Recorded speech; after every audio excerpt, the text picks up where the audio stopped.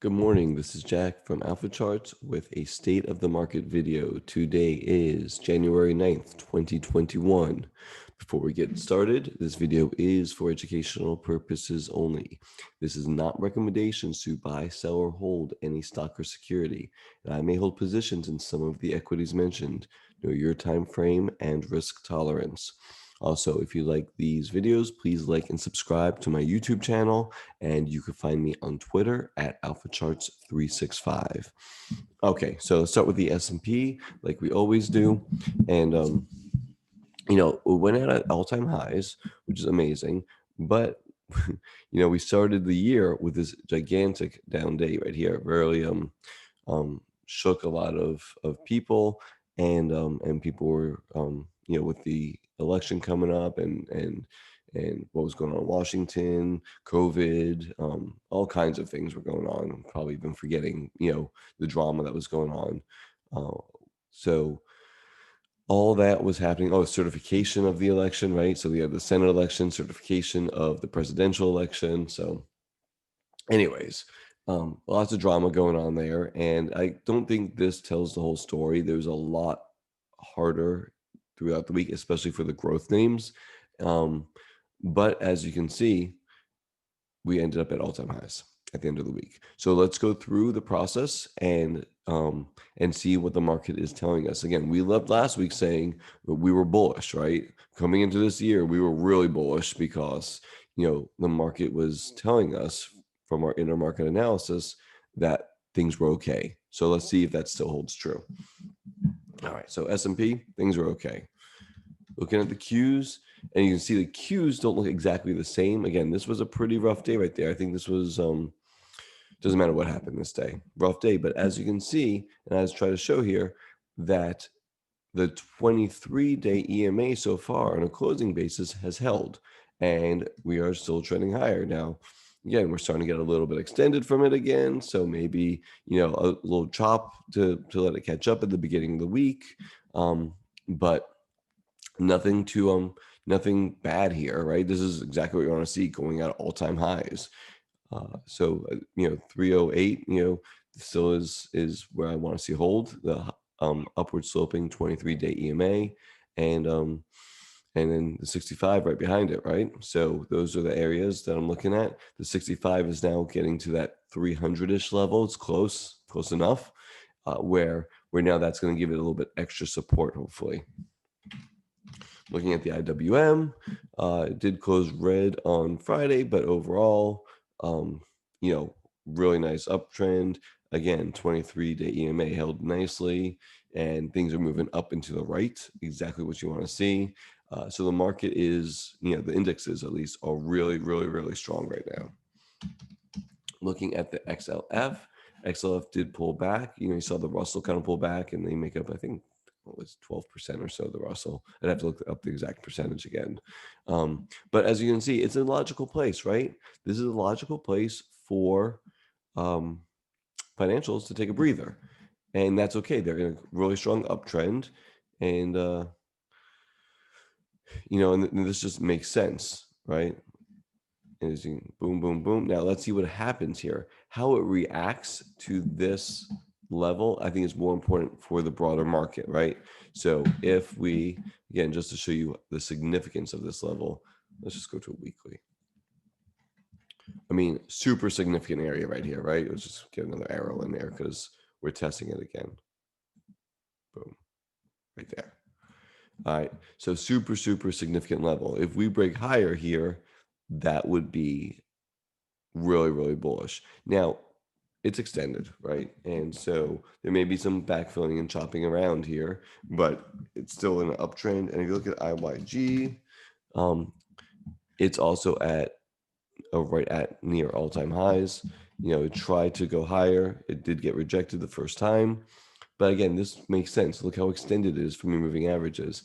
I think IYG gets to move higher.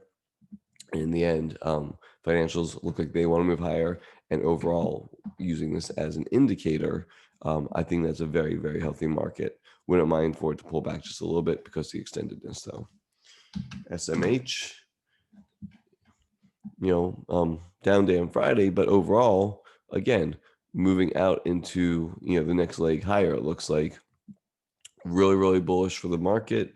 Uptrend is intact. 23-day EMA held like a champ over here at the end of December. So things are looking pretty good right there. Let's go to wood. So looking at lumber, all right, so lumber now has come into the area of potential resistance also. So you have XLF in potential resistance, and now you have lumber at potential resistance. So what does that mean? It doesn't really mean anything by itself. It's just potential resistance, right? It could shoot higher, but being that it is extended, I wouldn't be surprised if you see some of these things that I use as indicators pull back and chop around, especially early in the week, next week. And that would be normal, right?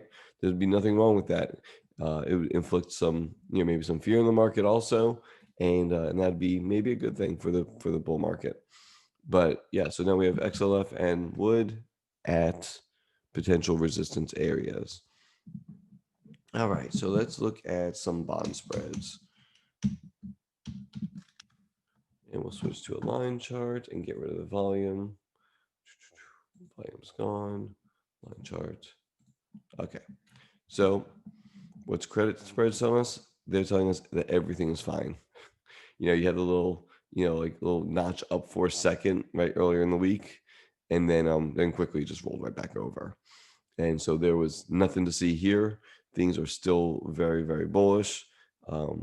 There's, again, no stress that I can see at this point in the bond market. VIX, again, there was volatility this week, right? Especially on January 4th. But look how it just completely retraced back to, the prior levels back at the end of December. So we're now under 25, and the downtrend looks to be still intact. You kind of have higher highs here on the shorter term time frame in the VIX. I don't think that's anything to worry about. I'm still saying on the bigger time frame, lower highs, right, and lower lows. So I think VIX is still trending to be in a more bullish friendly way. So that looks pretty good on the VIX.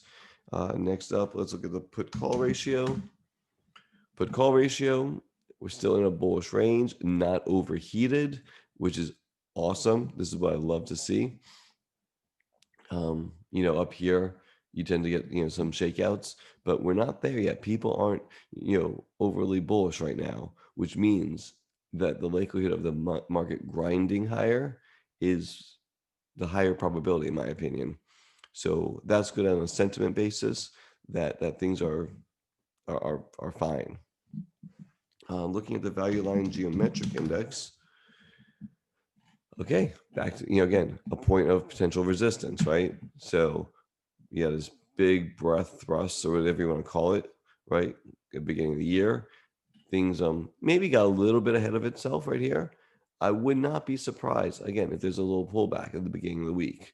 That is kind of what I'm seeing now. Multiple different charts coming into this resistance area. But I think that if you're, not a day trader and you're a little bit longer term, that's okay, right?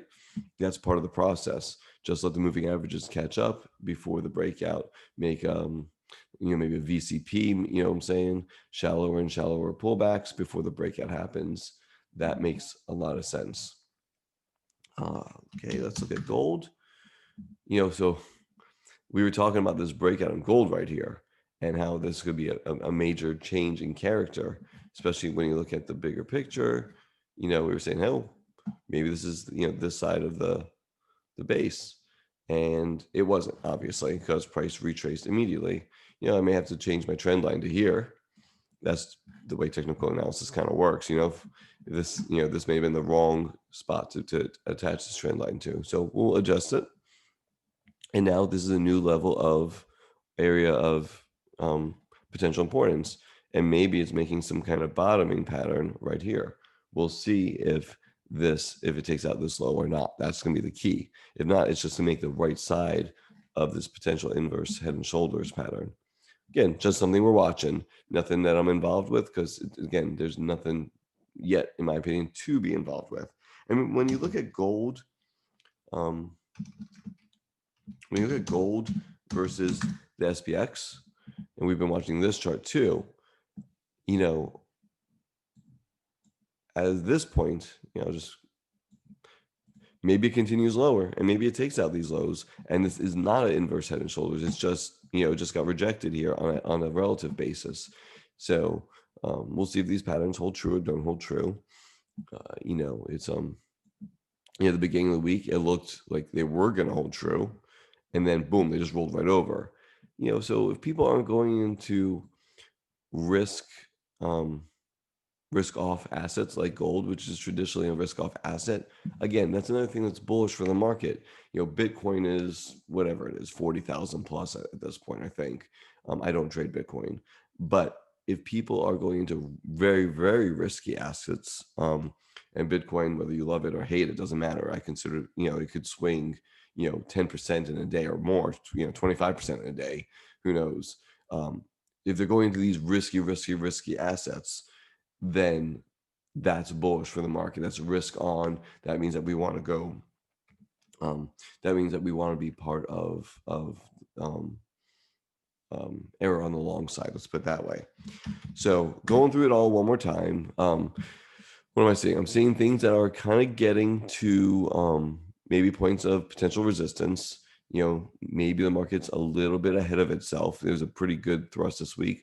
Wouldn't be surprised if we get a pullback of some sorts going into this next week. I think the pullback will be shallow because we're not seeing any real stress in the market. We're not seeing any fear in the market. We're not seeing over exuberance in the market. We're just saying the market maybe got ahead of itself a little bit. Again, looking at pullback potential, I'm looking at the 23-day EMA as my guide at this point, right? And we're about 3% above the 23-day EMA. It may not even get there, right? But if something shakes out in a day at 1% and it happens to be in the growth sector, it's gonna feel, much, much worse. And that's the thing. Don't let the emotions guide you. Now, if we start taking out, the 23-day EMA and we close below it, that's a change of character. If we close below 300, that's a huge change of character.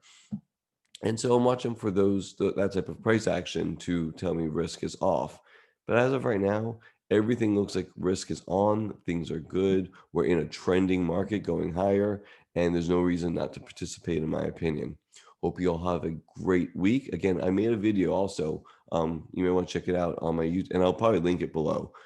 But in the description, but it's about kind of how I go through my week, and what I do on a daily basis, and how I manage working full time, family life. It's mostly me talking with the cues in the background, but I do go through everything that I do in my life and throughout the week, and how I manage my trades and so on and so forth. Big picture stuff.